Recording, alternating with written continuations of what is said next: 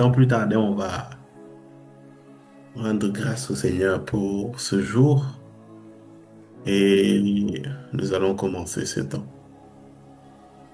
Merci Seigneur, nous te sommes reconnaissants et nous bénissons ton Saint-Nom. Merci pour ta grâce, merci pour ta miséricorde. Nous te sommes reconnaissants de ce que tu nous as permis de jeûner, Père très saint, de demeurer dans ta présence en ce 9e jour de jeûne et de prière. Quelle grâce! Celui qui a commencé avec nous est en train de passer ce moment avec nous et assurément finira ces 12 jours dans ta présence, Père, dans le nom de Jésus. C'est pour cela, Père, nous nous attendons à toi. Communique-nous les grâces autant qu'elles puissent être, que nous devons recevoir, télécharger dans nos vies pour cette année 2026. Parce que nous voulons, Père, nous désirons que cette année soit une année pour glorifier ton Saint-Nom. Que cette année soit une année de grâce. Que cette année soit une année de miséricorde, mais que cette année soit une année de victoire et de réussite, Père. C'est pour cela, Papa, nous nous attendons à toi. Fortifie quelqu'un ici, Père. Fortifie-moi.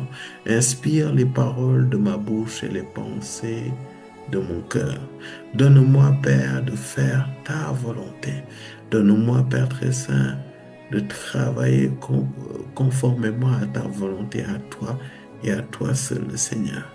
C'est pour cela, Esprit de Dieu, nous nous attendons à toi. Moi, en premier, je m'attends à toi. Viens, saisis-nous, instruis-nous, restaure-nous et conduis-nous dans ta vérité à toi et à toi seul, Père. Et cela dans le nom de Jésus. C'est pour cela, Père, agis, manifeste-toi durant ces temps, durant ces moments. Et cela dans le nom de Jésus-Christ. Amen. Amen. Amen. Amen. Bonsoir pour ceux qui viennent de nous rejoindre. J'ose croire que vous allez tous bien, très bien par la grâce de Dieu et que la grâce, la faveur de Dieu vous accompagne tous autant que vous êtes dans le nom de Amen. Jésus-Christ. Amen. Yes. Nous bénissons le Seigneur pour ce 9e jour. J'aimerais dire à quelqu'un, courage, courage, courage, courage. Est-ce que tu peux encourager ton frère, encourager ta sœur, lui dire on y est presque, on y est presque. Yes, Valérie, fortifions-nous et Courage, Valérie, on y est. Antoine, on y est. oui, tu peux dire des Courage. prénoms, tu peux donner des noms. Berger Jeanne, Leslie, on On y y est. arrive. François, Courage, c'est bientôt prête, la fini. team peur. Les grâces se Angélique, téléchargent. courage, ça va Yes. aller. Alléluia. Marley, courage. Dorothea, Yes, courage. yes, Maman yes, Cindy, yes. courage. Thatcher On et y est. Teresa, courage, on y est presque. Marie-Louise, Glory be to courage, God. on y est presque. Yes. Nous rendons grâce à Dieu. Vraiment, c'est le Seigneur nous a fait du bien. En tout cas, je ne sais pas toi. Il faut que moi je parle pour moi. Mais le Seigneur nous a fait du bien à travers sa présence, à travers les temps de parole, à travers ses révélations, à travers ses rémas. Mais le Seigneur aussi nous a fait du bien à travers les grâces vraiment qu'il a téléchargées en nous. Peut-être que tu ne le sens pas. Peut-être que tu penses que, voilà, easy, voilà, tranquille, ta vie, rien n'a changé. Mais tu vas être surpris, tu vas être surprise de cette année 2026. Tu vas voir ces grâces se manifester. En tout cas, si tu es quelqu'un qui est sensible à l'esprit, Amen. tu vas te rendre compte il y a des facilités, tu vas te rendre compte qu'il y a une force, tu vas te rendre compte qu'il y a des aptitudes, des caractères qui vont se développer en toi durant cette année sans que tu puisses comprendre. En fait, c'est parce que il faut que tu te rappelles qu'il fut un mois un certain mois de janvier 2026, tu étais là, associé à tes frères et sœurs, payant le prix dans la présence, payant le prix du sommeil, payant le prix de la faim, afin que le Seigneur télécharge en toi particulièrement ces 12 grâces pour cette année 2026. Et je crois que tu témoigneras. Amen. Dès janvier, tu commences à témoigner. Février, tu vas témoigner. Mars, tu vas témoigner. Ah oui, Amen. avril, tu vas témoigner de la Yes. bonté de Dieu. Amen. Amen. Mai, tu vas témoigner. Juin, tu vas témoigner de combien Dieu est bon. Juillet, tu vas témoigner. Août, tu vas témoigner. Amen. Septembre, tu vas témoigner. Amen. Octobre, tu vas Amen. témoigner de la bonté Amen. de Dieu. Amen. Novembre, tu vas témoigner de la Amen. bonté de Dieu. Amen. Décembre Amen. 2026, Amen. tu vas célébrer, tu vas Amen. danser, tu vas Amen. louer Dieu, tellement Dieu va t'étonner, Amen. tellement Amen. Dieu va t'épater, tellement Amen. Dieu, c'est-à-dire sa bonté, sa miséricorde Amen. va te choquer. Amen. Oui, ça va te choquer.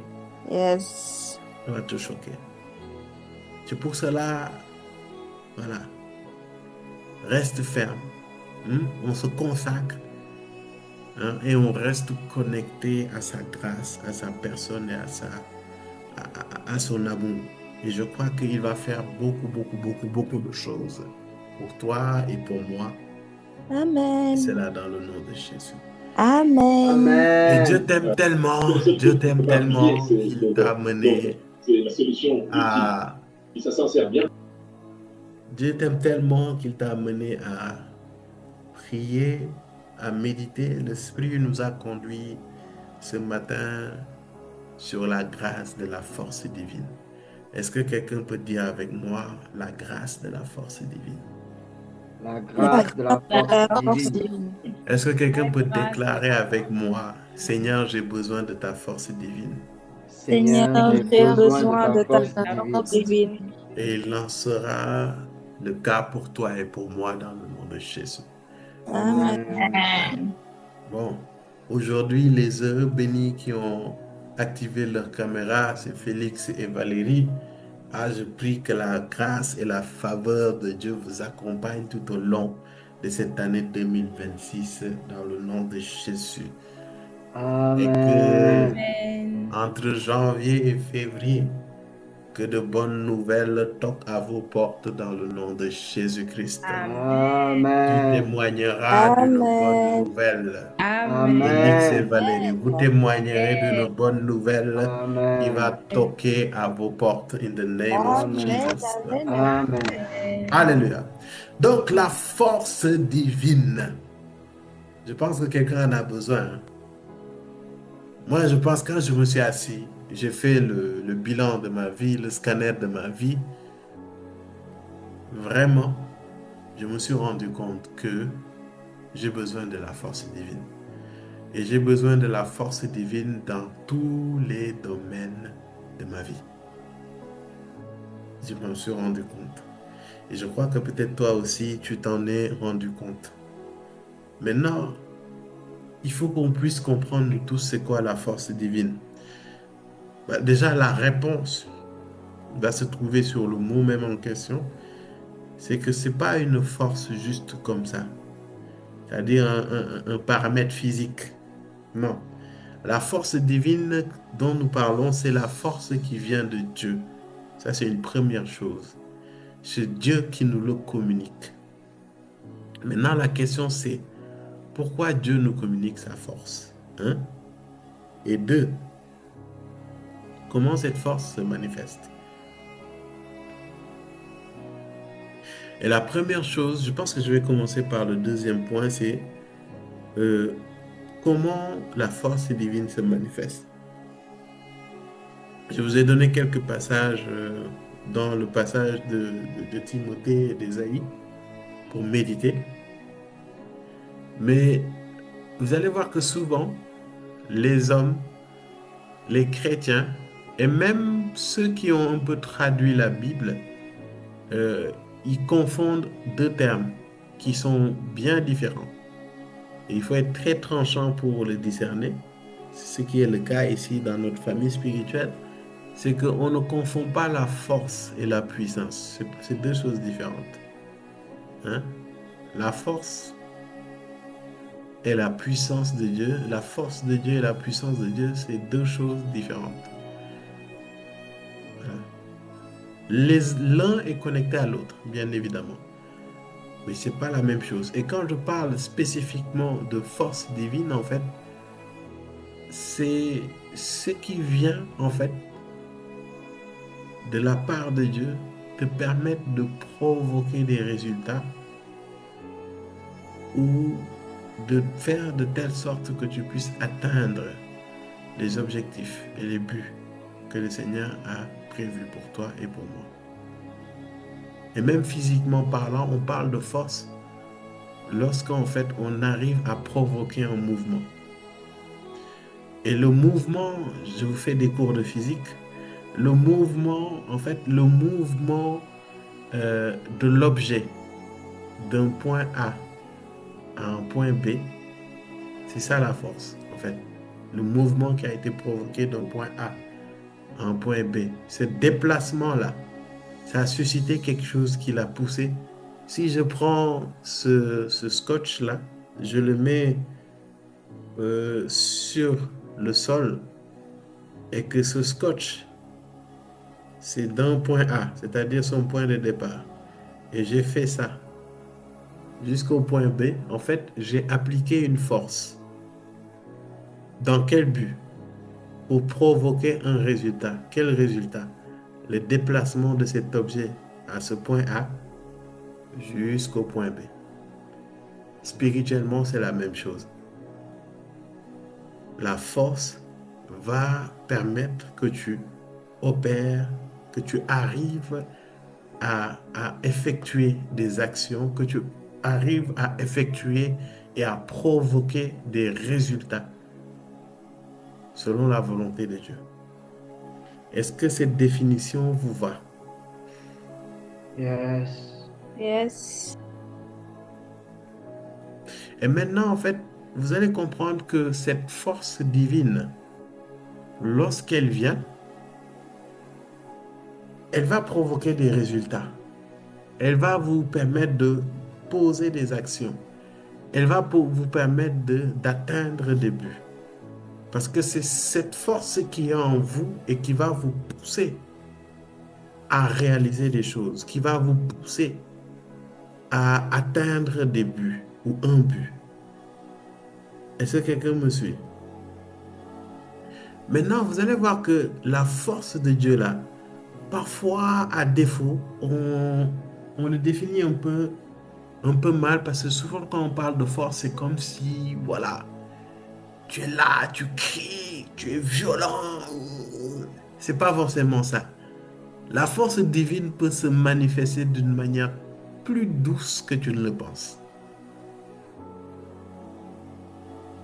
Plus douce que tu ne le penses. Et quand l'esprit de force vient en toi, quand cette grâce de la force divine vient en toi, ça va principalement provoquer quatre choses. La première chose, c'est que c'est la force divine qui te permet d'avoir de la constance dans l'épreuve. C'est-à-dire que la force divine te procure de l'endurance, de la persévérance. En fait, c'est à travers la force divine que tu vas puiser pour pouvoir être endurant, pour pouvoir être persévérant. Un chrétien faible, un chrétien qui n'a pas de force, c'est un chrétien qui n'est pas persévérant dans l'épreuve. C'est un chrétien qui n'est pas endurant durant l'épreuve. Et ça fait que lorsque viennent les vents, lorsque viennent les marées, ce chrétien est balayé parce que ce chrétien est complètement déstabilisé et n'a pas suffisamment de force pour tenir par rapport à l'adversité, face à l'adversité. C'est pour cela le Christ dit que celui qui garde mes commandements, c'est celui-là en fait qui a bâti sur le rocher. Et dans ce parabole, il dit que la différence par rapport à ceux qui vont être amenés par les tempêtes, par le vent, c'est ceux qui ont bâti sur le sable, c'est-à-dire sur quelque chose qui n'est pas consistant. En fait, c'est des hommes et des femmes qui n'ont pas suffisamment de paroles en eux qui leur permettent en fait d'avoir suffisamment de force pour endurer et persévérer face à l'épreuve. Est-ce que quelqu'un me suit? D'accord. La deuxième chose, l'une des deuxièmes choses, on va dire la deuxième chose que la force divine va provoquer en toi, va te procurer, c'est le courage de l'obéissance. Même quand cela te coûte. Un chrétien faible est un chrétien qui n'obéit pas à Dieu, qui n'obéit pas à la parole de Dieu.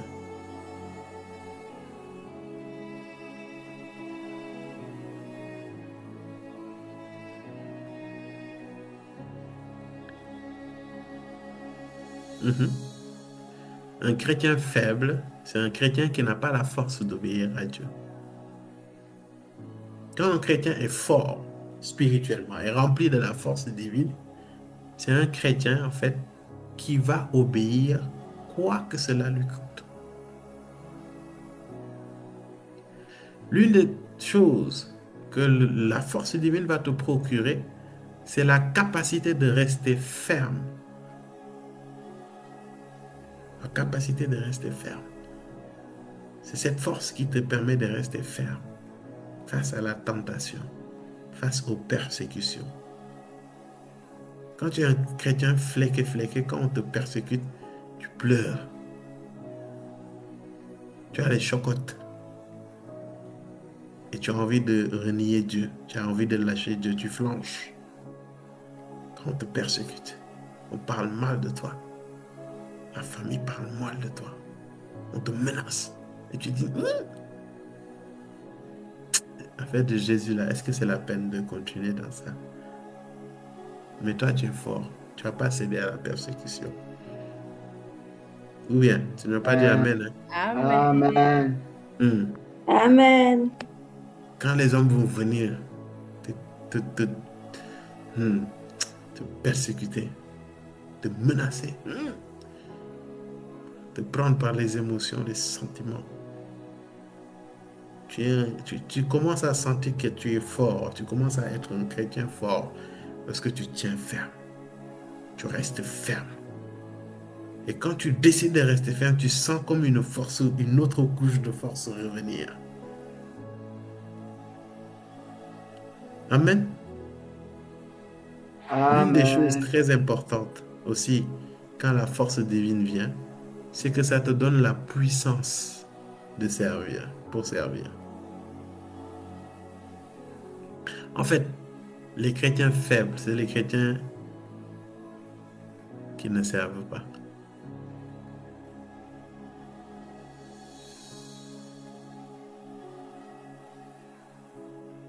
Les chrétiens faibles, c'est les chrétiens qui ne servent pas. Il te faut une certaine force pour pouvoir servir Dieu. Il te faut une certaine force pour laisser tes propres problèmes et aller servir Dieu, aller servir les autres. Il te faut de la force divine pour cela. Et tout à l'heure, en discutant avec mon épouse, elle m'a parlé d'une chose et j'ai beaucoup aimé et j'allais en parler aujourd'hui. C'est qu'elle a regardé les autres versions en fait du passage de Timothée. Et elle a dit que, en fait, dans le passage de 2 Timothée 1,7, on dit Dieu ne nous a pas donné un esprit de timidité et tout. Mais en fait, dans toutes les autres versions, on parle de lâcheté. Donc, quand tu n'as pas suffisamment de force divine, tu es lâche. C'est ce qui fait que le chrétien devient lâche. Parce qu'un lâche n'est pas constant dans l'épreuve, un lâche n'a pas le courage d'obéir à Dieu, un lâche n'a pas la capacité de rester ferme face aux adversités, face aux trucs. Un lâche n'a pas la puissance, n'a même pas le cœur de servir en fait. En fait, quand le mot timidité là a été traduit dans les autres versions par lâcheté. Yes. Que quelqu'un dise que je ne serai pas un chrétien lâche dans le nom de Jésus. Je ne serai pas une chrétienne lâche dans le nom de Jésus. Père, RPN n'aura pas de chrétien lâche au milieu d'eux au nom de Jésus. Amen. Je le Amen. proclame et je le déclare dans le nom de Jésus. Amen. Je Amen. refuse cela dans RPN dans le nom de Jésus. Yes. Amen. Amen. Tu ne seras pas lâche. Amen. Et la force divine va venir, va t'être communiquée et va te permettre de tenir debout. Et pas que de tenir debout, d'avancer. Donc, quand tu as cette force divine-là, en fait, c'est ce qui te permet d'avancer. C'est ce qui te permet de poser des actions. C'est ce qui te permet de porter du fruit, en fait. C'est ce qui va faire que tu vas poser les actions, tu vas fournir les efforts qu'il faut pour porter du fruit. Et sans force, il n'y a pas de mouvement. Toi-même, il faut te voir là, quand tu jeûnes vers 18h là, comment tu réduis tes mouvements.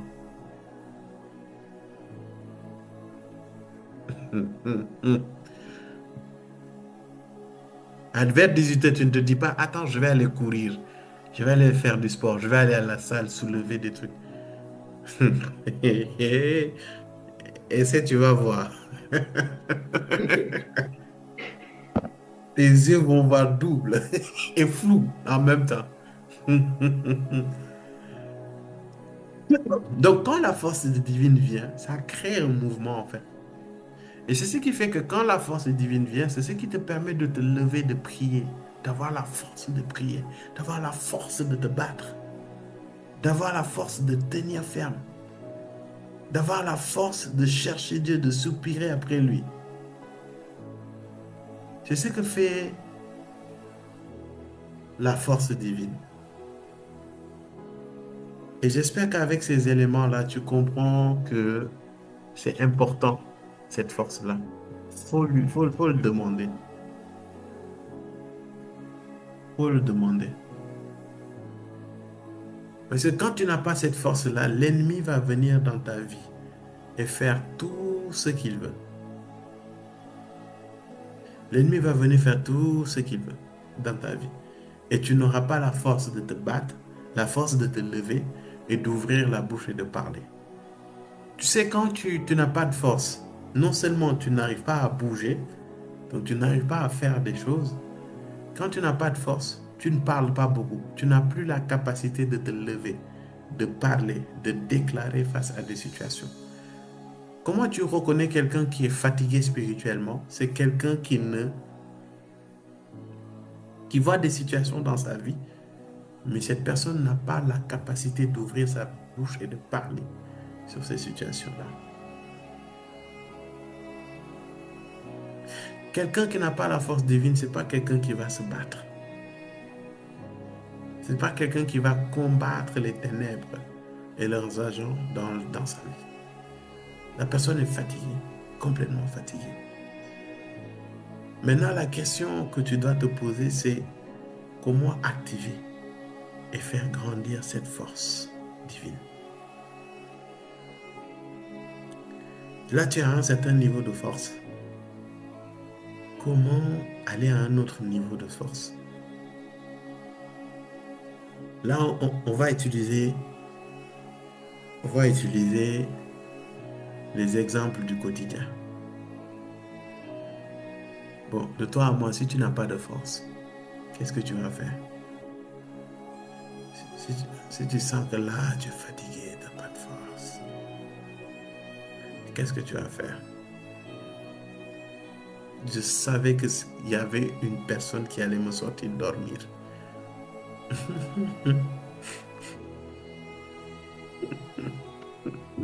Ça, c'est un Sénégalais pur et dur. Tu es fatigué, mais tu vas t'entraîner. Non, tu es grippé. Va courir.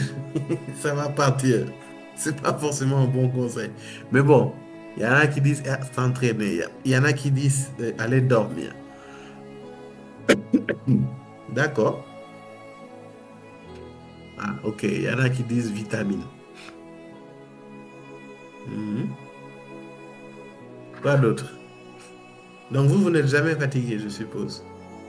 Hein, regarde-moi. Regarde-moi Agnès. Elle dit man- manger. Très bien. Donc toi, quand tu es physiquement fatigué, tu pries, tu pleures et tu dors. Très bien. Les spirituels. Donc toi, quand tu es fatigué, tu regardes un film. Ça, c'est grave, ça. Tu es fatigué, mais tu regardes un film. Oui, s'entraîner. Ok.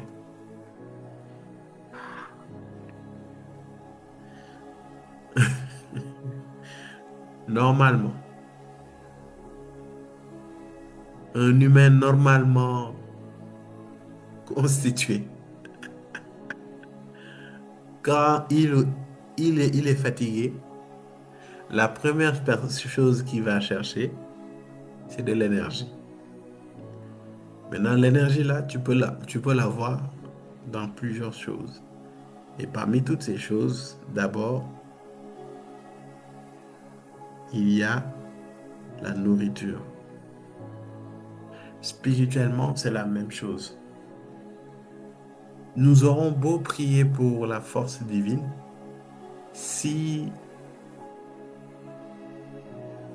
si nous ne nous disposons pas, si nous ne laissons pas Dieu nous nourrir, nous serons faibles. Et ça, il faut qu'on puisse l'intégrer une bonne fois pour toutes et puis c'est fait. C'est-à-dire que, bien aimé, nous avons besoin d'être nourris. Nos âmes ont besoin de se nourrir spirituellement. La force va venir de toi lorsque tu te laisses nourrir spirituellement. Et le Seigneur Jésus avait dit dans Matthieu 4, verset 4, que l'homme ne vivra pas seulement de pain, mais de toute parole qui sort de la bouche de Dieu. Qu'est-ce que le Seigneur Jésus voulait dire? C'est que l'homme ne vit pas uniquement parce qu'il mange du pain, parce que ce pain va lui apporter une force physique qui va lui permettre de vaquer à ses occupations, de travailler, de faire ceci ou de faire cela. Mais cela ne suffit pas. Il nous faut aussi une force qui est spirituelle. Et cette force qui est spirituelle va nous être communiquée à travers la parole de Dieu. L'exposition à la parole de Dieu. Exposer ton âme à la parole de Dieu nourrit ton âme et fortifie ton âme en fait. Maintenant, quand le Seigneur Jésus parle de Matthieu 4, de toute parole qui sort de la bouche de Dieu, c'est pas n'importe quelle parole. C'est pas la parole logos, c'est la parole rhéma.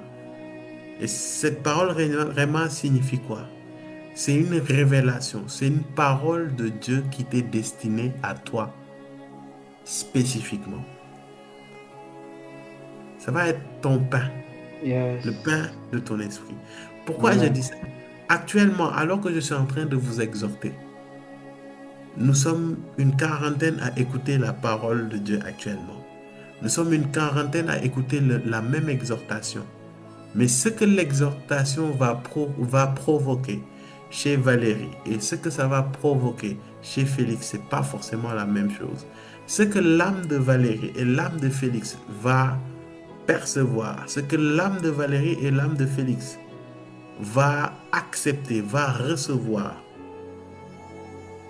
ce n'est pas forcément la même chose, ce n'est pas identique. Chacun va recevoir selon le besoin, selon la faim, selon la soif de son âme. Et c'est ce qu'on appelle le rhéma. C'est de cette parole-là qu'il s'agit.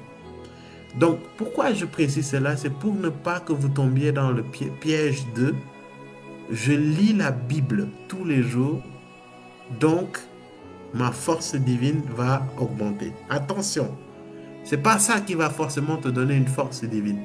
Ce qui va te donner une force divine, c'est ce que tu as lu, médité dans la parole de Dieu et qui a servi à ton âme, qui a été une révélation, une parole de Dieu pour toi, pour ta vie. Est-ce qu'on se comprend? Bien-aimé, si tu veux une force spirituelle, pardon, il faut que tu t'exposes à la parole de Dieu sous toutes ses formes. Ça va être à travers la prière, la méditation. Ça va être à travers la méditation de la parole de Dieu. Mais ça va aussi être à travers la prière. Parce que quand tu es dans l'atmosphère de prière, Dieu va te parler. Et ces paroles-là viennent comme une nourriture spirituelle pour ton âme. Quand tu vas écouter des enseignements, Dieu va te parler. Ce sont des choses aussi qui vont te nourrir spirituellement. Donc l'homme ne vivra pas seulement de pain, mais de toute parole qui sort de la bouche de Dieu.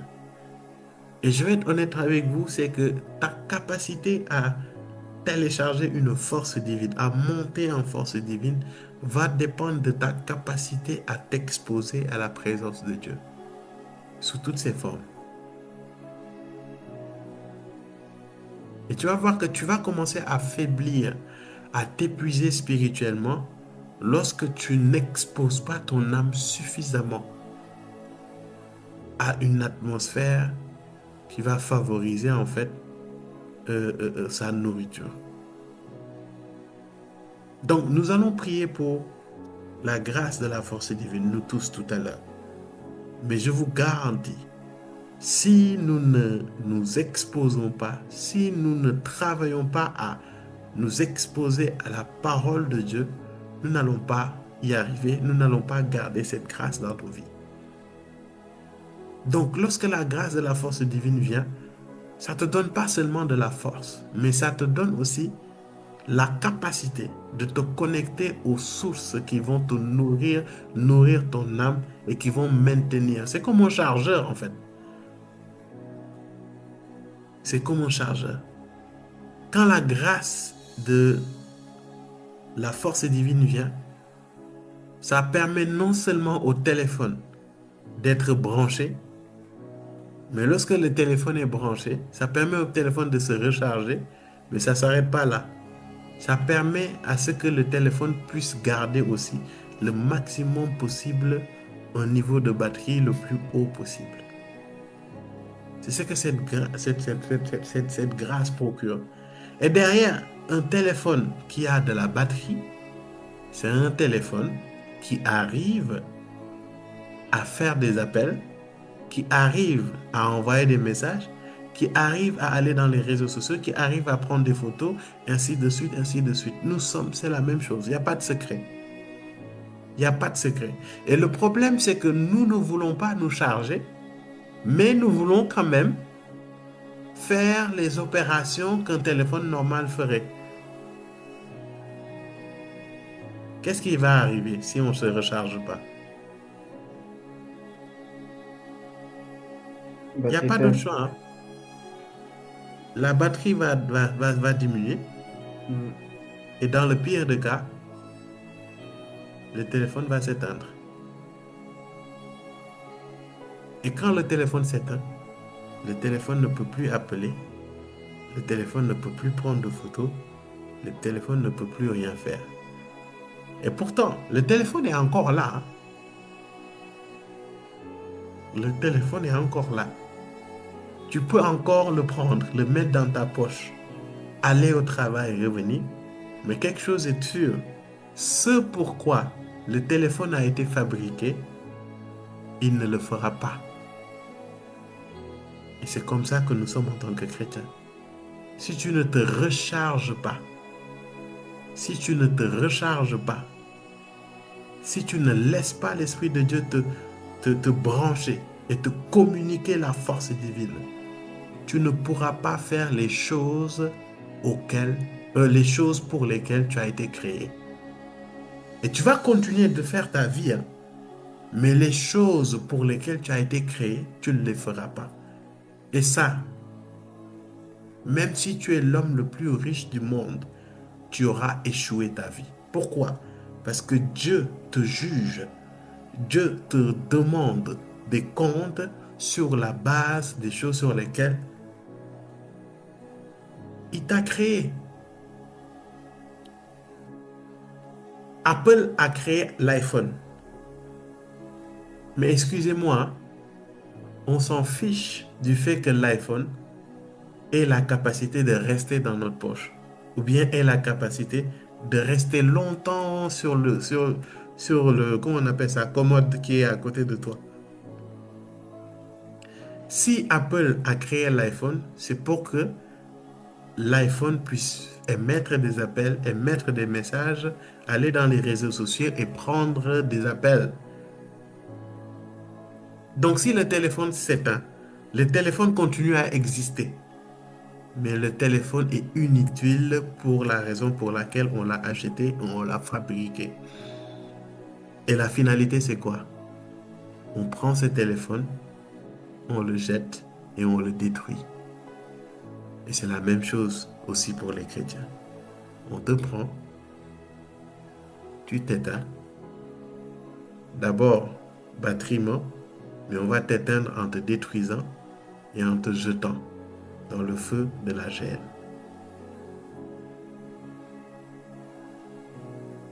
C'est un fait, c'est la réalité. Est-ce que quelqu'un a besoin de la force divine? Yes. Yes. Laisse-moi te dire que toute activité spirituelle que tu fais nécessite de la force divine. Toute activité spirituelle que tu fais nécessite de la force divine. La capacité de te lever à 5 heures du matin et de conduire la prière te nécessite de la force divine. La capacité d'être inspiré sur 12 grâces avec des versets à l'appui pour méditer avec précision nécessite de la force divine.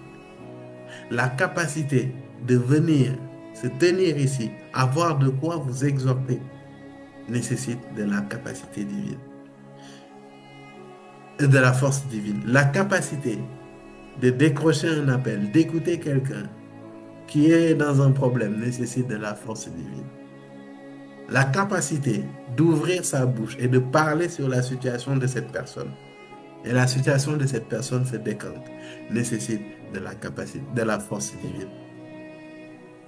La capacité d'ouvrir sa bouche et de parler, de déclarer sur la vie des gens et que des choses se passent dans leur vie, nécessite de la force divine. Maintenant, tout ça là, si tu veux les faire, il faudrait bien que tu te charges quelque part, à un moment ou à un autre. Si tu ne le fais pas, tu vas clamser. La capacité de tirer des dizaines et des dizaines, voire des centaines et des centaines de personnes, de tout âge, de toute mentalité, de toute provenance de famille, de tout type de raisonnement de forteresse, de tout type d'esprit de famille, nécessite de la force divine. Donc, toute activité spirituelle que tu fais va te nécessiter de la force divine. La capacité même de te lever le matin et d'aller prier dans l'intimité, là, il te faut de la force. Et quand la force tend à diminuer, tu as de plus en plus de difficultés à te lever pour prier. Et tu es en danger. Fais attention, hein? Arrête de te cacher derrière l'alibi qu'il fait froid. C'est pas qu'il fait froid, hein. Tu t'affaiblis en fait spirituellement. En fait, les brèches d'hier que je parlais, en fait, ces brèches, c'est pas seulement que ça laisse passer l'huile. En fait, quand tu as des brèches dans ton âme, en fait, la force va fuiter à ces niveaux-là. Quand tu es scandalisé, quand tu es blessé, tu perds de la force divine. Quand tu désobéis, tu perds de la force divine. Parce que c'est une brèche aussi qui s'ouvre.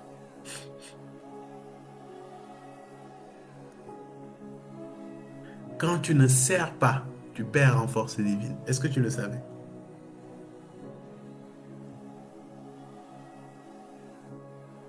Tu le savais ou tu ne le savais pas? Tu es ici dans ce ministère. Tu ne sers pas d'une manière ou d'une autre. Tu perds. La preuve. J'ai cru brancher mon ordinateur. En fait, ce n'était pas branché. Ça m'a mis votre niveau de batterie est faible. Branchez votre PC sur secteur. Ça, c'est prophétique. Donc, moi-même, je dois me brancher. Mais toi aussi, tu dois te brancher. Donc, donne-moi quelques secondes, je vais brancher. Sinon, ce pourquoi l'ordi a été acheté et créé, il ne servira à rien. Donc, l'ordi là, sinon, ça va s'éteindre. Est-ce que tu es là? Ça va s'éteindre.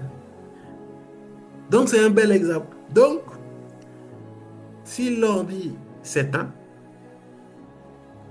en fait, ce pourquoi l'ordi a été créé, c'est-à-dire servir l'homme de Dieu pour que l'homme de Dieu puisse servir, ça s'éteint.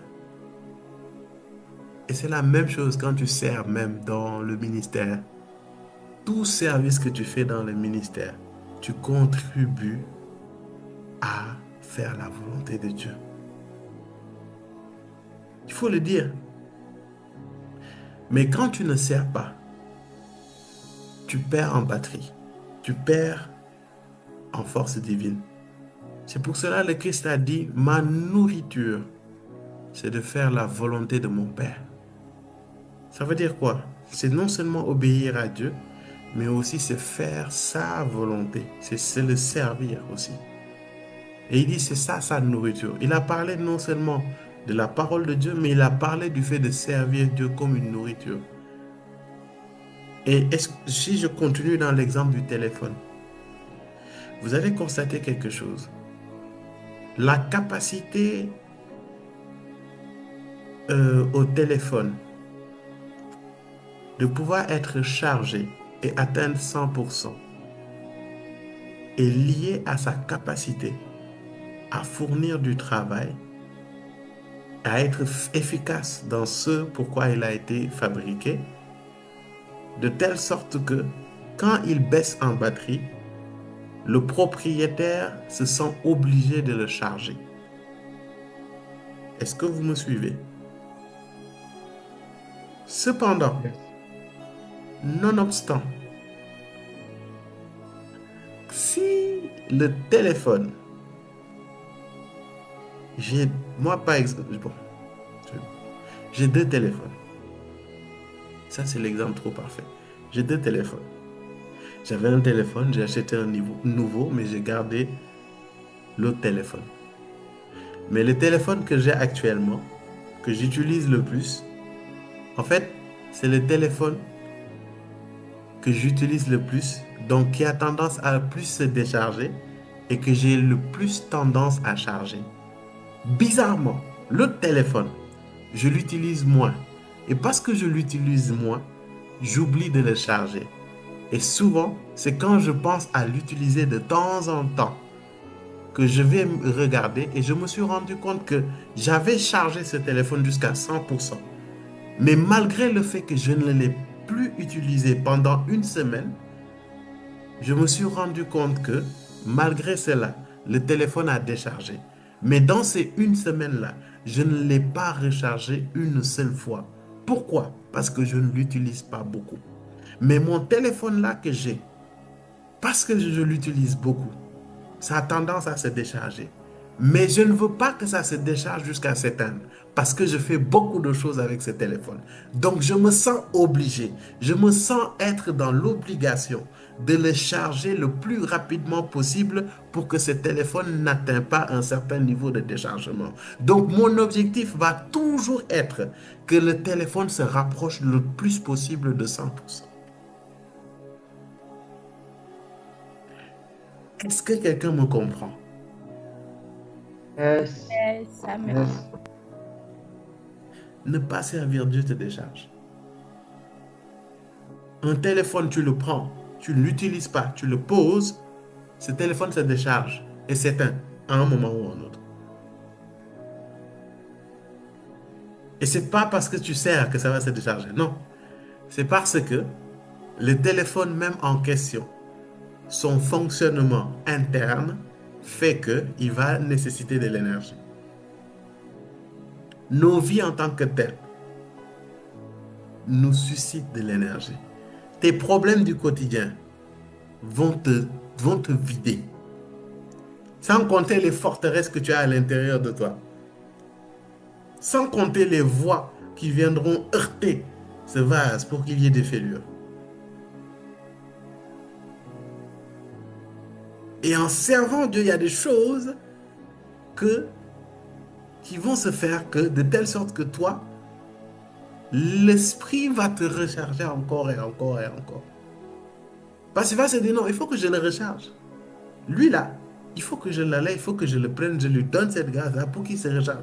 Parce que s'il se décharge, c'est pas bon. C'est pas bon pour lui, mais c'est pas bon pour ceux qui l'utilisent.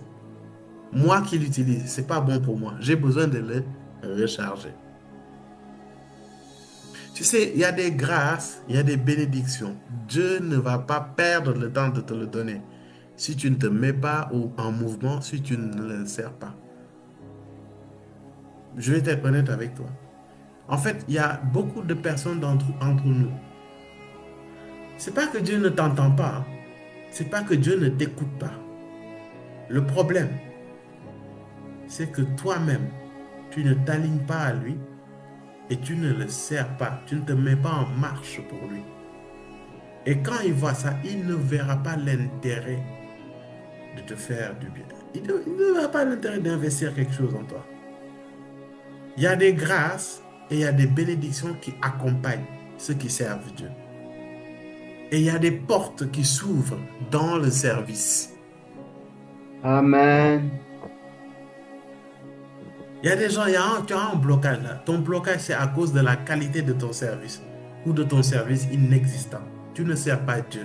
Tu es un consommateur. Tout ce que tu veux, toi, c'est chaque jour qu'on vienne, que tu t'asseyes sur une table, qu'on te mette sur la table les révélations, les bénédictions, les prophéties, les guérisons. On te met tout sur une table. Et il y en a encore, c'est pire.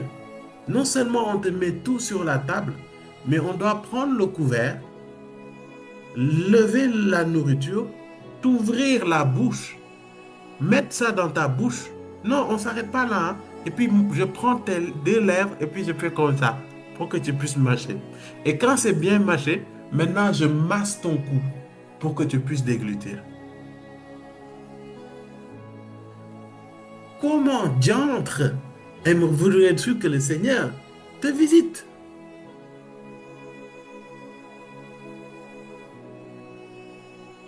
Frère, tu es là, dans le ministère. Ça fait combien de temps? Pour ceux qui viennent d'arriver, t'inquiète, il n'y a pas de problème. Hein. Je n'ai pas palabre avec vous. Moi, j'ai palabre avec les gens qui sont dans ce ministère. Mais ils se contentent d'une chose, c'est se connecter, écouter, dire Amen, se déconnecter, et puis c'est tout. Il faut qu'en 2026, il faut que tu refuses ça.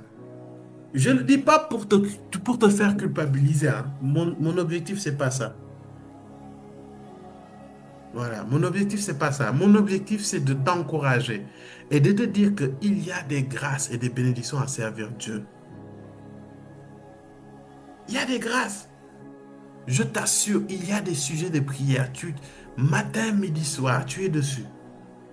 Mais Dieu ne te répond pas parce que toi-même, il va te dire, ok, j'ai payé le prix, mais toi, quel est le prix que tu as payé? Moi, il y a des choses, je vous assure, hein, je le dis en toute humilité parce que je reconnais la grâce de Dieu. Il y a des choses, je ne prie pas pour ça, mais Dieu dispose toujours. Dieu touche toujours quelqu'un. Et je ne prie même pas pour ça. Et Dieu dispose ces choses dans ma vie. Parce qu'il y a des choses, à un certain niveau, tu es tellement absorbé par le service qu'il y a des besoins personnels que tu as, que tu oublies même, que tu ne t'attardes même plus dessus. C'est-à-dire, il y a des choses, tu te dis, tu ne prends même pas le temps de comment je peux dire ça? C'est-à-dire, tellement tu es absorbé par le problème des autres que tes problèmes même, tu les oublies. Mais c'est en donnant de ta vie aux autres, tu te rends compte que, à un moment, tu te dis, mais attends, c'est vrai que j'avais ce souci dans ma vie, mais Dieu l'a réglé et tu ne te rends même pas compte que Dieu l'a fait. Amen. C'est la grâce de servir.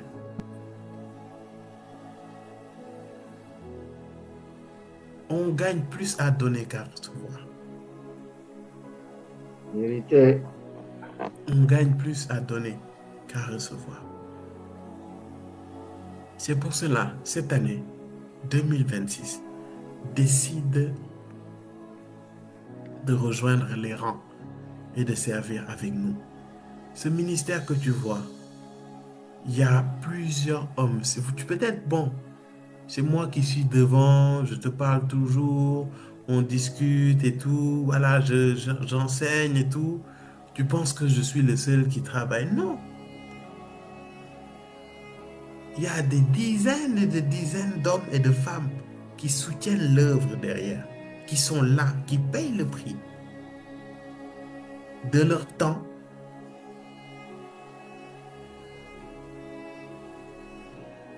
et parfois de leurs ressources.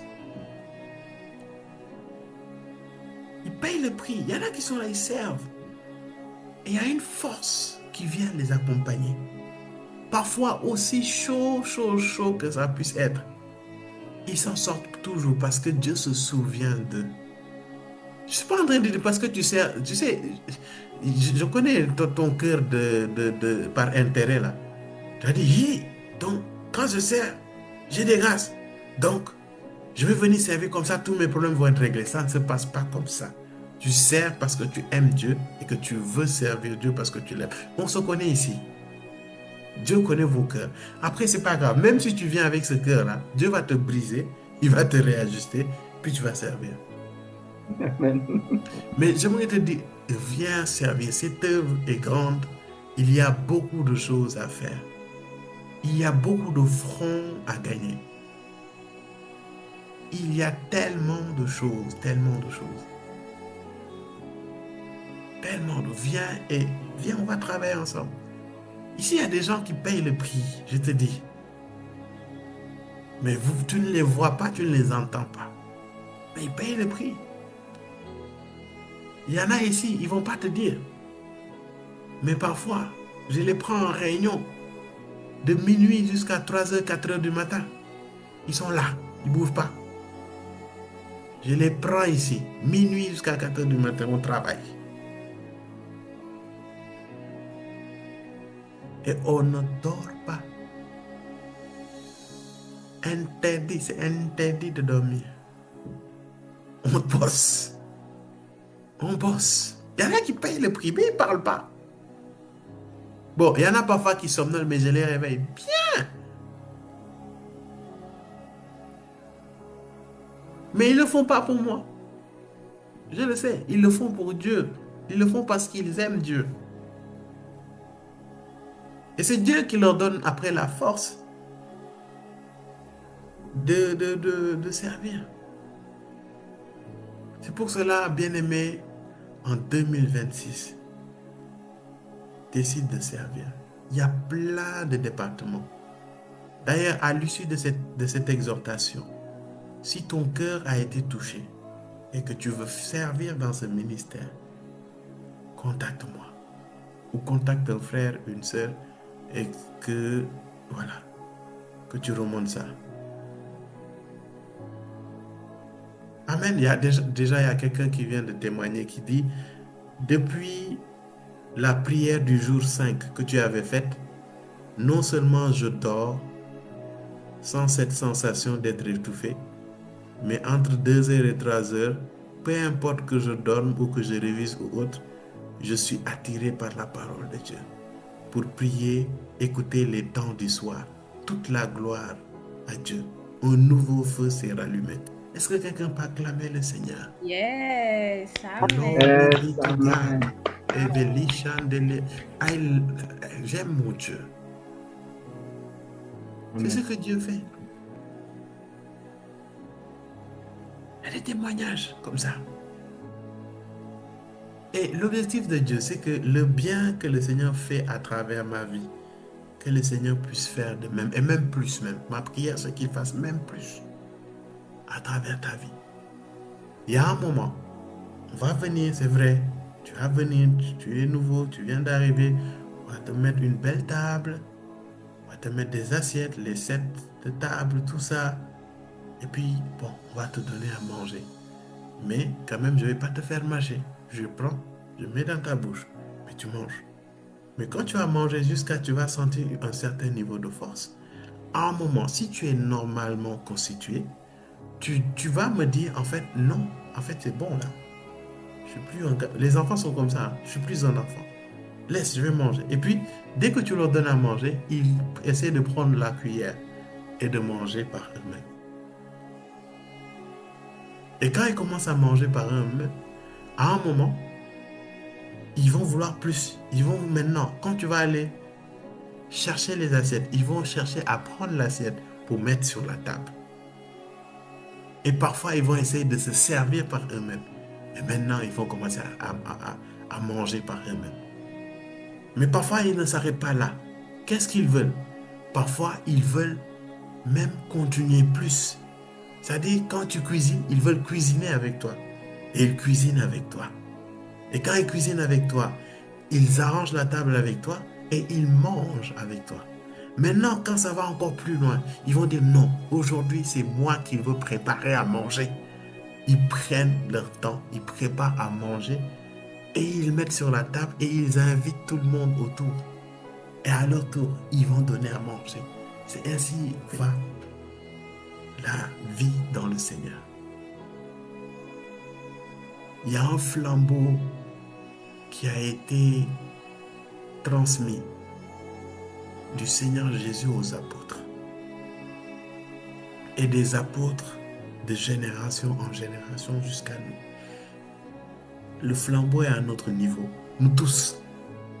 Ce serait dommage que nous puissions garder ce flambeau et l'éteindre et que ce flambeau s'éteigne avec nous, avec notre vie. Non, l'objectif c'est de communiquer ce flambeau au maximum de personnes possible.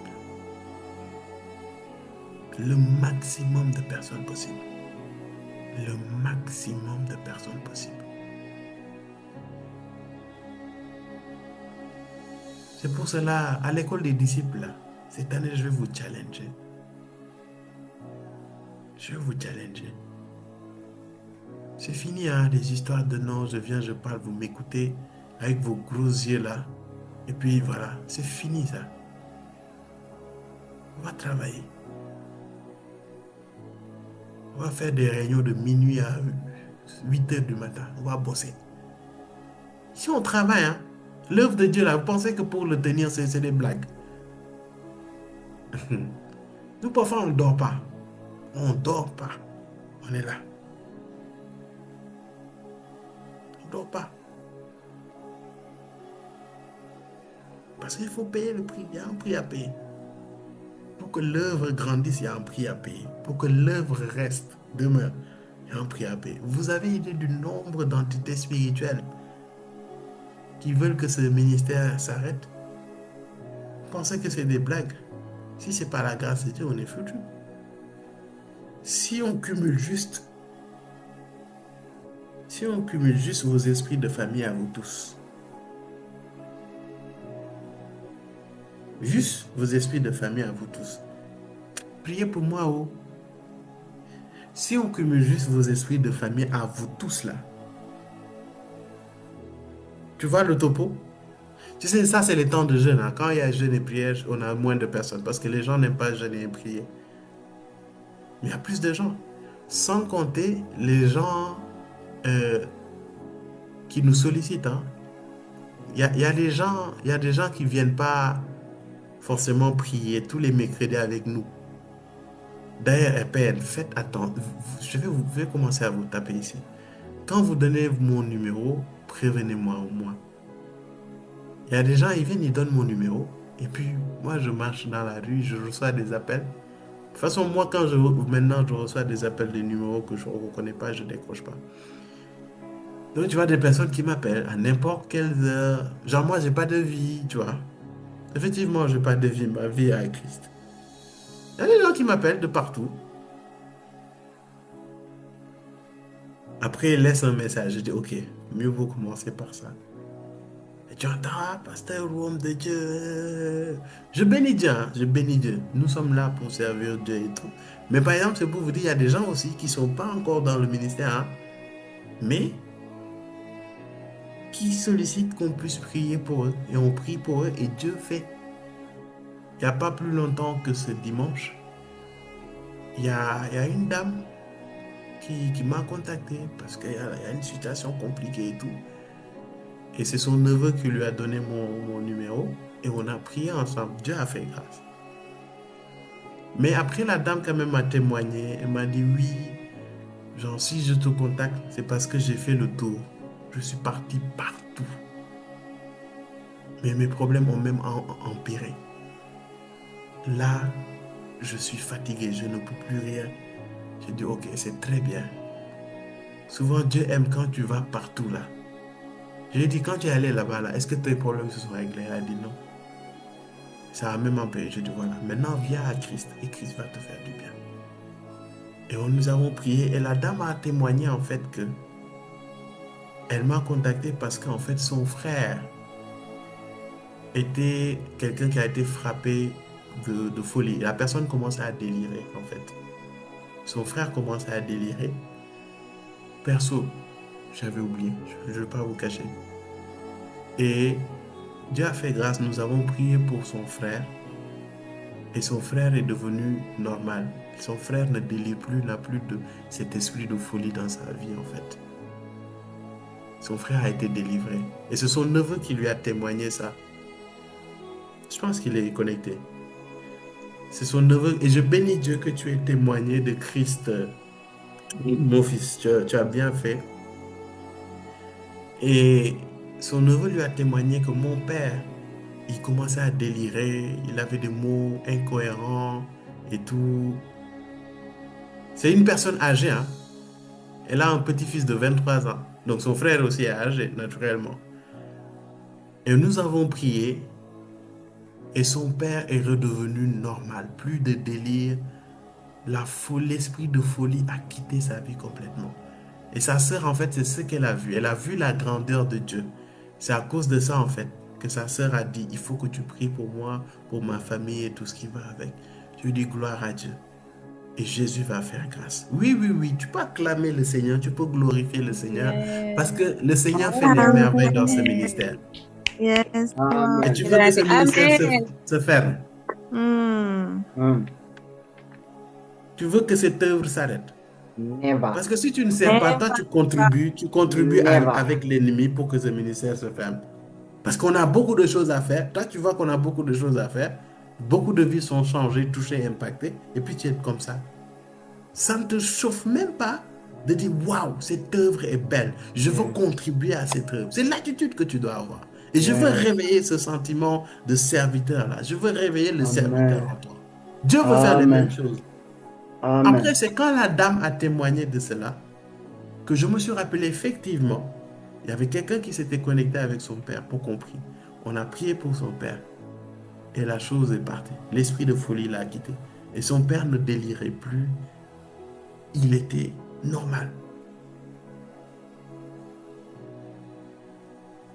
Oui, Dieu fait des merveilles ici, hein.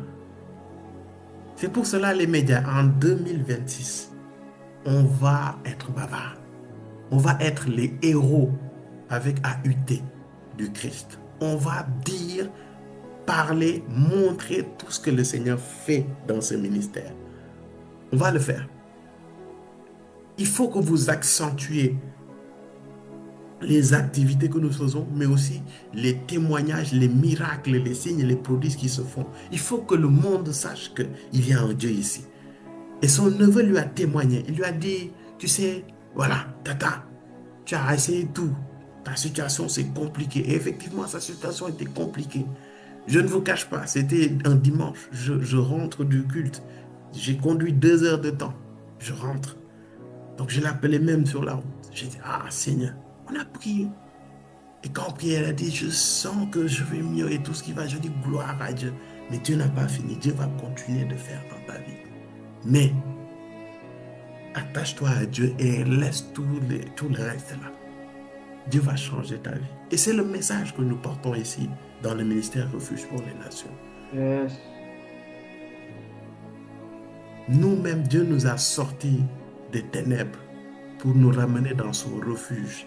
Il nous a pris, il nous a restaurés, il nous a changés, il nous a transformés, il nous a nourris, il nous a fortifiés. Et à notre tour, nous sortons du refuge et nous allons amener des autres personnes. Nous les ramenons dans ce refuge pour qu'ils suivent le même process et à leur tour, ils vont aller sortir et amener d'autres personnes dans le refuge. Parce qu'en vérité, ce refuge, c'est Jésus-Christ. Ce refuge, c'est pas Thierry. Ce refuge, c'est pas Valérie. Ce refuge, c'est pas Félix. Ce refuge, c'est Jésus-Christ. Amen. C'est juste qu'on ne peut pas dire, c'est trop long. Jésus, refuge pour les nations. Mais en vrai, le ministère, c'est dans le spirituel. C'est la voix qui porte. Jésus est le refuge pour les nations. Et les ténèbres s'intensifient tellement que tout homme qui veut être sauvé a besoin de se mettre sous cet abri, sous ce refuge qui est Christ. C'est pour cela, pour cette année, on va être bavard. On va être les héros de Christ. On va dire tout ce que le Seigneur fait au milieu de nous. Yes. Médias, j'insiste dessus. Mais en plus de ça, nous allons parler de Christ. Vous savez quoi? Cette année, je vous donne carte blanche sur les réseaux sociaux. Membres de Refuge pour les Nations. Créez des contenus. Parlez de Jésus-Christ. Parlez de vos témoignages. Dites tout ce que le Seigneur Jésus a fait pour vous dans ce ministère. Dites tout ce que le Seigneur Jésus a fait. Parlez-en dans les réseaux. Yes. Je vous donne carte blanche. Créez de contenu. Allez-y. Parlez de Christ. On n'a plus de temps. Allez-y. J'ai dit parler de Christ. Je n'ai pas besoin de vos tutos de maquillage ou quoi que ce soit. Nous, on n'a pas le temps pour ça. Yes. Moi, je n'ai pas de temps. Je ne vais pas t'encourager à faire des contenus de maquillage, de, je ne sais pas, de magie ou bien... Moi, ce que je dis, moi actuellement, ce que je t'encourage à faire, c'est de parler de Christ. Après, si dans tuto maquillage, en te maquillant, tu parles de Jésus-Christ, on est ensemble. Mais si tu ne parles pas de Jésus-Christ, ça ne m'intéresse pas ce que tu dis et ce que tu fais. Excuse-moi, hein. Est-ce que je peux être cash avec vous? J'ai dit 2026, on va se dire la vérité. Moi, si tu viens, tu me dis, ah, je parle de Christ. Mais si tu viens, tu te maquilles, juste pour te maquiller et puis c'est tout, pardon, ça ne m'intéresse pas. Mais ce qui va réjouir mon cœur, c'est dans le domaine d'influence dans lequel tu es, ou bien la grâce, les dons, les talents que Dieu t'a donnés. Même dans la mode, je te dis, si tu confesses Christ, je suis avec toi.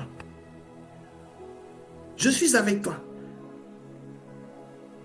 Est-ce que je parle à quelqu'un? Et je ne suis pas là pour casser qui que ce soit. Mais est-ce que je peux au moins être honnête avec vous? Yes. Je te dis, cette année, be yourself. Mon gars, tu aimes la cuisine. Même dans la cuisine là. Mais Dena le fait, elle cuisine. Dans la cuisine, elle exhorte.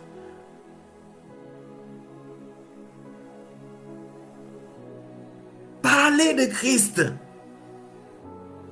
Speak. Speak out. Yes. Tu chantes bien. Ok, chante. Dans la chanson là, exhorte. Mais je ne t'ai pas dit de le faire pour buzz ou bien pour avoir l'approbation des hommes. Je te connais. Il y en a, c'est d'apparence noble. Mais parce que tu aimes le feu du projecteur. Je mets le feu sur cet amour du feu du projecteur. Comme ça, tu vas être délivré de cette folie. Comme ça, tu vas être focus. Tu vas parler de Christ. Tu vas être concentré. Ton objectif, c'est gagner des âmes, pas le buzz. Yes. Amen. Si tu as le buzz pour Christ, on est ensemble. Tu as le buzz hors Christ, pardon. Bon courage à toi. Que Dieu te bénisse dans ce que tu fais. Est-ce que je parle à toi? Je prie que la grâce de la créativité, en tout cas, je prie, je retrousse même mes marches. Je prie, Père, du plus profond de mon cœur, que tous les hommes, toutes les femmes qui sont ici dans ce ministère, qui décident de parler de toi dans les réseaux parce qu'ils t'aiment et ils veulent te faire connaître, Père. Je prie que l'esprit de créativité, l'esprit de sagesse que tu as déposé sur Betsalel, que cet esprit, même plus grand, Père, se manifeste et qu'il sorte de des idées extraordinaires, une créativité surnaturelle, une assurance et un impact réel dans leur vie, et cela dans le nom de Jésus-Christ.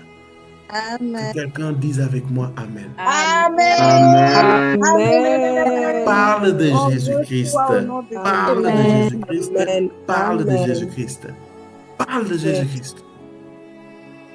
Parle de ce qu'il a fait dans ta vie. Parle du ministère. Ne sois pas aussi ingrat. L'objectif, c'est de gagner des âmes. Yes. Parle. Témoigne de ce que le Seigneur a fait à travers ce ministère dans ta vie. Parle. Et parle de Christ. Amen. On s'arrête là. On va prier. On va prier. Père, nous te rendons grâce et nous te bénissons. Merci pour ta joie. Merci pour la bonne humeur. Merci pour ta force. Merci pour ces paroles. Merci pour tout. Nous te rendons grâce et nous te bénissons, Seigneur. Merci de nous avoir instruits. Nous nous attendons à toi, Père. Donne-nous ta force, Père, ta force divine pour faire ton œuvre, ta force divine, Père précieux, pour grandir dans ta parole, Père. Ta force divine pour t'appartenir et t'obéir.